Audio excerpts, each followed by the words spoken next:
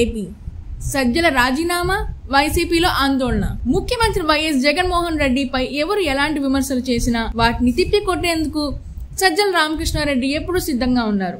CM సూచన, సలహా మేరకు ప్రతిపక్ష విమర్శలను తిప్పికొట్టడంతో పాటు ప్రభుత్వ సంక్షేమ కార్యక్రమాలను వివరిస్తూ ఉంటారు. సీఎం జగన్ ఎప్పుడూ మీడియా ముందుకు రారు.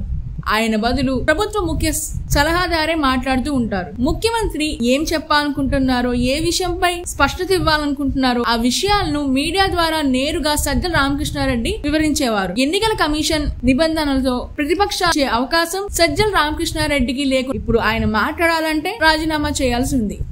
మహిళా కమిషన్ చైర్పర్సన్ వాసిరెడ్డి పద్మ తన పదవికి రాజీనామా చేశారు.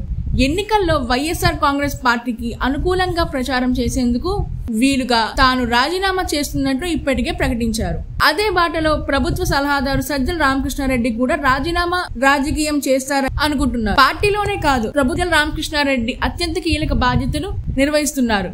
ఆయనను షాడో సీఎం అని విపక్షాలు విమర్శిస్తూ ఉంటాయి.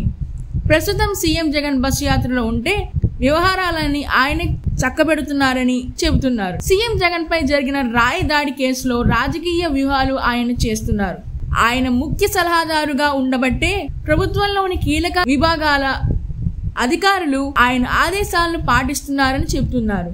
ఇలాంటి సమయంలో ఆయన తన పదవికి రాజీనామా చేస్తే అధికార యంత్రాంగంపై గ్రిప్ పోతుందన్న ఆందోళనలో వైసీపీ ఉందన్న అభిప్రాయం వినిపిస్తుంది. Please subscribe Pragna Media. Please like, share, subscribe to Pragna Media. Pragna Media, please do like, share and subscribe. Please subscribe to Pragna Media. Please like, share and comment if you like the video. Pragna